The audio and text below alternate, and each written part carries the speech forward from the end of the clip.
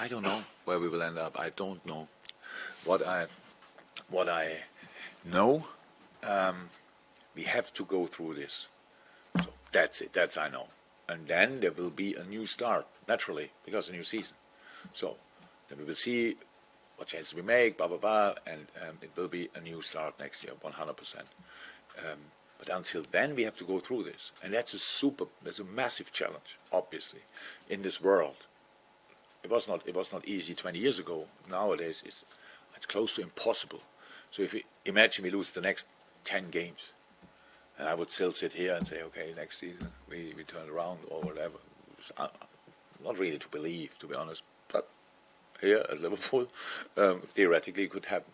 So we have, if we really want to go through this, we have to accept the things that happen afterwards. Before, we have to demand, we have to ask for, we have to go for, we have to really to go with all we have. And that's my job to offer that with the boys. And then we get a result or not, we will see. But I think this club has a chance to go through this in a classy way.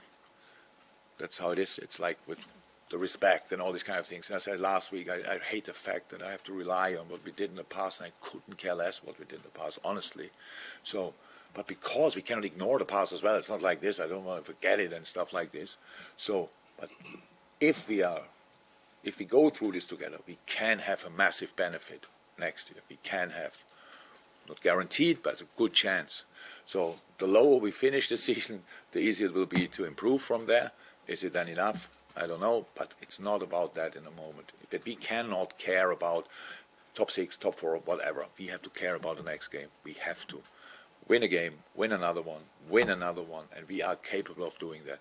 In the moment when we find a way to bring our best performance on the pitch again, in that moment things can change.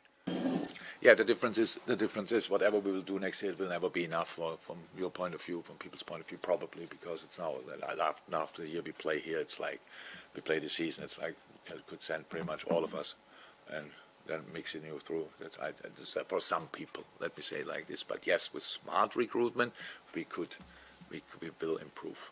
Definitely, that's a plan for recruitment. And in that moment, the whole thing,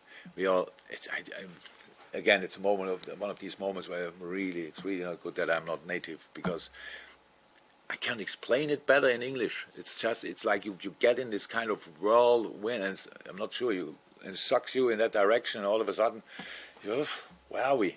So that's a little bit the case. But that doesn't mean in the moment you get out, it's clear again. It clears up again. It's not that big. I'm not a worse manager than last year.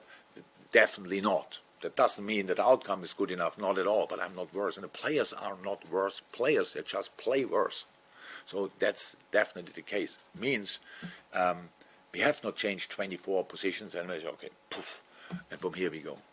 Not even 10 or whatever. It's just we have to make changes, smart changes, and then we go again. But that's for next year. I'm really, really, really in the moment. We have time. We have other moments where we think about what happens next year. But this is not the moment. You're not as good or consistent as he used to be, like pretty much all of the boys. So like as good and as consistent as they used to. That's the case. That's for Trent the same. So there's no difference. What are you expecting now to say he plays a world-class season and I leave him out anyway? It makes no sense. So no, nobody performed on the level we saw, on the level we know they can.